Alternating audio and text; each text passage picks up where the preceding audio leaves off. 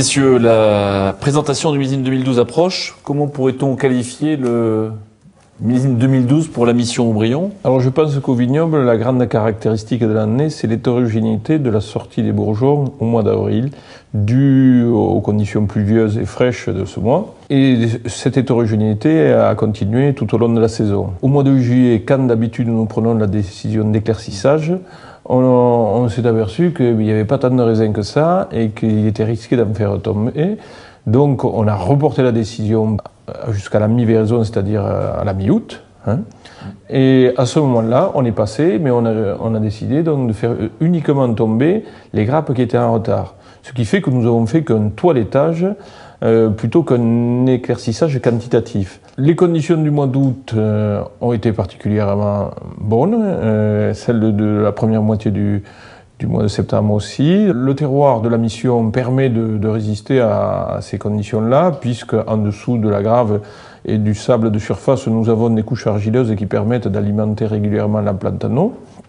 Et ça a permis, je pense, une bonne maturité des raisins. Les raisins que Pascal, tu as envoyé. Le mois d'août a permis d'obtenir des merlots d'une très grande concentration, avec une belle richesse alcoolique et un bon équilibre acide, ce qui a compensé cette puissance alcoolique. Donc souvenez-vous de la dégustation des raisins que l'on faisait dans les parcelles en septembre, on se régalait, quoi. C'était du bonheur, quoi, de goûter ces raisins-là. Malheureusement, il s'est mis à pleuvoir à partir de fin septembre, ce qui n'a pas permis au Cabernet d'atteindre un tel niveau de maturité. Toutefois, on a, sur les parcelles précoces de la mission Aubryon, obtenu des Cabernets de grande qualité, malgré tout. Les premiers vins sont donc à majorité Merlot, vous l'aurez compris. Comme à Aubryon, ici à la mission, on est aux alentours de 2 tiers de Merlot. Et les Cabernets Sauvignon et les Cabernets Francs, sachant qu'on en a un petit peu moins sur mission, sont plutôt dans le second vin.